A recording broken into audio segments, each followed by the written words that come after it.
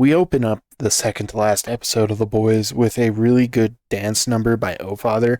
Again, he was just a great additive character to the last season, and it wasn't like he was a random add-on character. He is another character that's in the comic.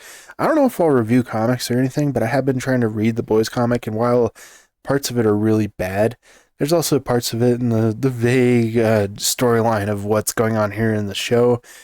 In the comic, obviously it's not the same thing, though. After our Oh Father dance number segment, we get Homelander finally in the Oval Office. He's basically the president. He rules America at this point, and he has anointed himself as Jesus. I don't think he's fully announced it to the world, but a lot of people know that he thinks that he is Jesus, and they're prepping. Basically, that all Vought's working on is just prepping for Homelander. I will say, for having like a scorched earth season, like the stakes that are on the line here aren't all that high so far. The first thing Homelander does as like a world leader is ban nut milk because he doesn't think any milk could come from a nut.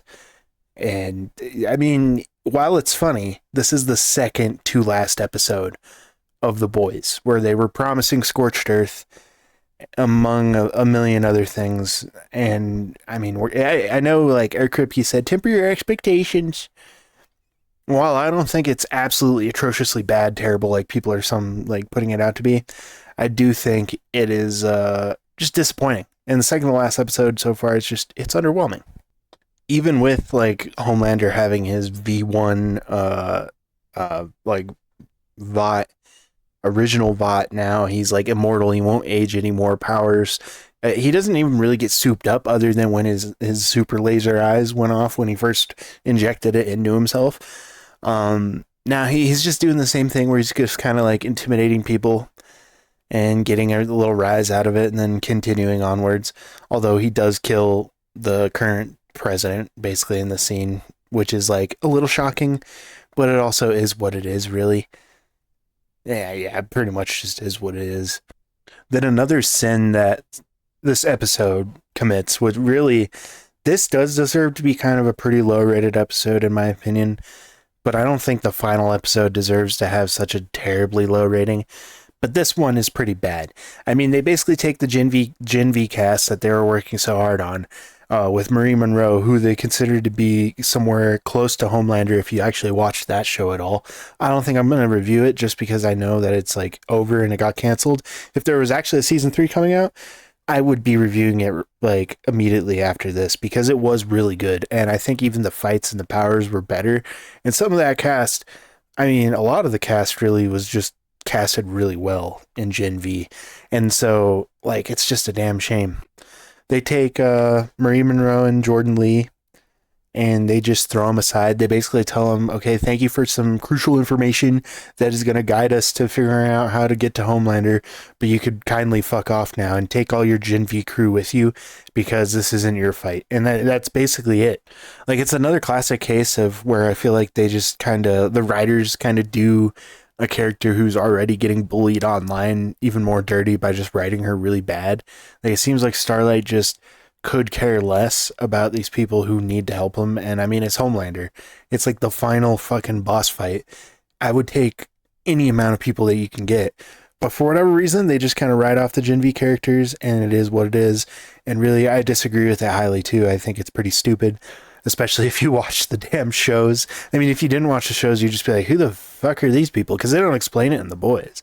So it's really bad. It's really bad what they went through with here. Also, a subplot line in this episode, Kimiko, just out of nowhere, with the help of Sage. I think this is the whole entire reason why Sage has to go to the boys and help out the boys is because they need her brain for Kimiko in this radiation room that they have now, that they have access to. They figured out they're using the scientists, the Russian scientists' codes or exact theorems or whatever, the serum or the math equation, I don't know. Whatever they're using, they're going to give Kimiko Soldier Boy's boom boom power so that they could defeat Homelander. And it's just like, it feels like something that is just kind of like popped in here right at the end. Again, feels really rushed. It's just a stupid setup, and I don't really like it.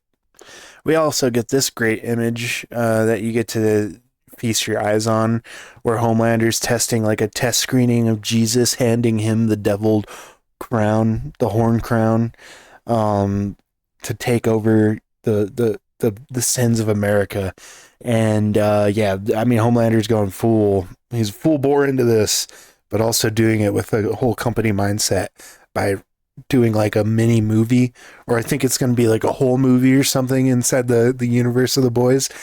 It's ridiculous. It's ridiculous. Soldier Boy finally intervenes and tries to talk to Homelander a little bit, and he warns him that he's going to be going to Nicaragua to go fuck off for a while, and he just wants to get away from all this. But fair warning, Homelander doesn't like any part of that. He doesn't want his father to leave, and he doesn't want to lose his father randomly. And he doesn't just like the fact that, he did give him the V1, but he does not like the fact that he wants to leave. So what do you do when you don't like the fact that your son, or your father wants to leave you? You choke him out, and then you put him back in the fridge, right? You got to just choke him out and then strip him naked and put him back in the fridge. For good old time's sake, because why not put your dad in a fridge like for the 12th time in this show? What's the point of having Soldier Boy being like the fucking focal point, one of the main characters of the show, just to lock him up before the second to last episode? From what I understand, they're doing something called The Boys Mexico, and Soldier Boy is going to be instantly unlocked for that, and for Vought Rising, because Jensen Ackles is just fully bought in on the show. And trust me, I mean, I'm here to watch it. I don't know if I'm going to like it, especially with what they did with the ending here towards the end. I mean, this is towards the end of episode 7 of 8 episodes, and we're locking him back up in the fridge. It feels kind of disconnected for him being such an integral and big part of the story. We also get this scene between Huey and Butcher, and I don't think it's too bad. They have like a shapeshifter come in and be one of the characters of Butcher's past that's like played by Dean Morgan. Jeffrey Dean Morgan or whatever. And it kind of just warns Huey, Butcher's the reason. And Butcher doesn't disagree with it or anything. He actually tells Huey that he wasn't lying. Butcher's the reason that anybody dies. And usually Butcher's the only one who always survives. And so it's kind of pointed out and painted to Huey in this pretty obviously. And then towards the end of the episode, back at the base, we get like the final ending where right now a lot of the boys are out, like Huey and Butcher are out. MM and frickin' Annie are out and doing stupid shit, and I didn't even talk about it in this episode because it's that bad. I at least talked about some of the redeeming parts of this episode, but also stuff that didn't really make sense to me that mattered to the main point of the story. And this part matters. It's pretty good actually. It's a Frenchie, for whatever reason, saves him. He saves Kimiko and Sage. Saving Kimiko makes sense. Saving Sage at this point, I mean, she is getting Kimiko that blast that Soldier Boy read Tunga Tunga, but I mean, what can you really do though? So Frenchie, he's there at the base and he knows that Homelander's landed. And Frenchie does have a pretty good line for Homelander. He's like, look at you all these years and I bet you've never even danced, and it's not exactly the exact line, but it's a really good line. It's just a point of the show where randomly the writers can remember that they can write pretty good. And of course, Homelander's reaction to this is that, he's like, okay, someone's actually standing up to me again, but all he ends up doing, it doesn't even happen on camera, but Homelander takes his finger and punctures Frenchie's stomach and slides it all the way across his stomach, just ending him basically, because there's no matter what, you're not going to live from that. It's like highly improbable unless you have Marie Monroe with you. Homelander leaves. Also, the way I didn't explain how Frenchie saves Kimiko and Sage, they put him in a box that conveniently only fits 2 female women. That's made of zinc. And if you remember all the way back from episode 4 of season 1, Homelander can't see through zinc because he has X-ray vision, and zinc is like a barrier. But then, Kimiko finds Frenchie, and it's sad. And this is pretty much like the last scene in the episode where Kimiko's holding on to Frenchie, and Frenchie dies. And so we do have like a little bit of stakes in this episode, and I feel like the ending was actually kind of redeemable. But overall, in total, the episode was sucky wucky. It was bad. It was not a good episode of The Boys. It was